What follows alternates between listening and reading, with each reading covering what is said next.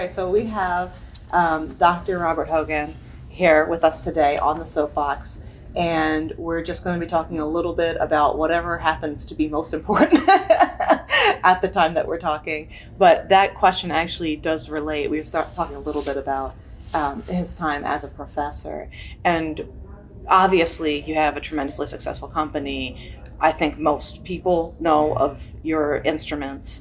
I've taken them. They're sadly accurate. But I'm really curious. I always like to understand how people got to where they are. And so what started it? Why did you create the company? Why did you start down this path?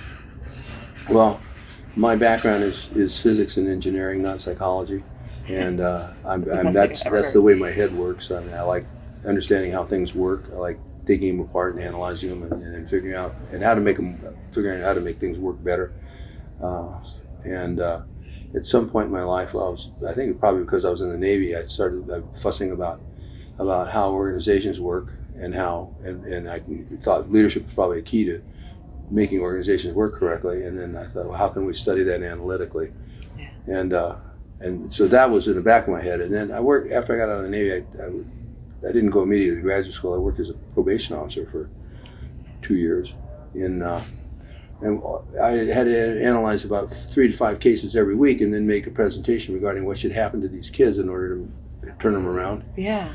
And no one would listen to me. These old farts would sit there and say, well, this reminds me of a boy I saw 10 years ago, and I remember so they would just blow right over the top of me. And so all day long we're making decisions, or all week, every week we're making decisions, life-changing decisions about these kids based on somebody's intuition. I said, this is just wrong.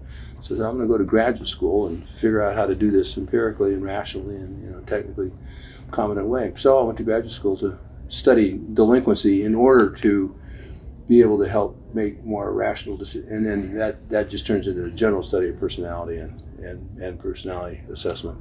And I mean, I discovered that the personality assessment was actually parts of it were pretty well understood, and that it worked quite well. And so I just tried to build on that.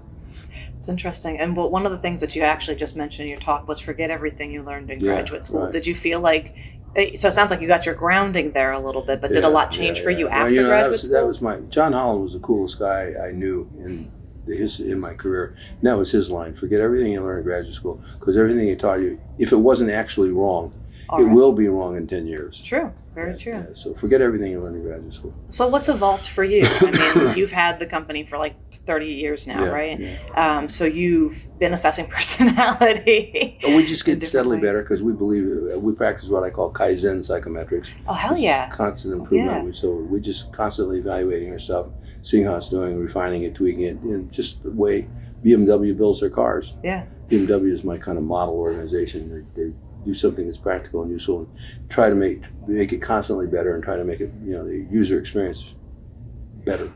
That's really, and that should be very effective. Your views on leadership in terms of measuring from the way that subordinates view leaders, that would work very well. One of my clients actually assigned me the Toyota Kata.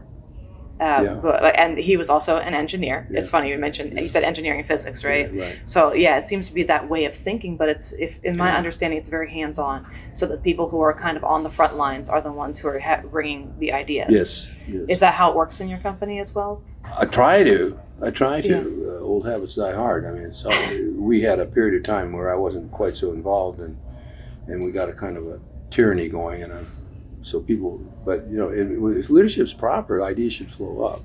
Yes. And if ideas flow up, good things happen. Yes. Are you thinking about making any pivots at any point in time? Are you happy where you are with what you're doing? I'm all about it. I love those 2 phrases from Toyota, JoJo and Kaizen. JoJo, step by step. There are no revolutionary, this stuff about the world being transformed is BS. It's JoJo, organic growth and constant, organic growth and constant improvement. All right, that works for me. I know you have to get going. One of the things that we're trying to do with the Soapbox is help show what people are doing in this field now, generally in the assessment and IO related fields, and attract people to the field who maybe wouldn't have heard of it, maybe, didn't think it was that interesting previously. So a lot of people that watch the Soapbox are going to be thinking about graduate school or are going to be in graduate school. Do you have any, you were full of advice when I could not tape. Do you have any advice for people who are thinking about going into graduate school in psychology and IO psychology? Yeah, well, for sure you can't have a career as a psychologist without a graduate degree. Yeah. And then so if you want to do that, you need to have a master's degree or a PhD. And then beyond that, I recommend staying out of academia, because there's this whole joke. The reason academic politics are so nasty and vicious is because there's so little at stake. Oof. So go to work in the real world and where you put your skills. Google will hire you in a heartbeat. Apple will hire you in a heartbeat. Mm-hmm. But universities, that's just a dogfight. It's kind of a futile, endless, backbiting dogfight. It's the old joke about in Washington, a friend is someone who will stab you in the chest. It's the same in academia. Yeah, absolutely. Okay? All right. Thank you so much. I greatly appreciate you taking the time to chat.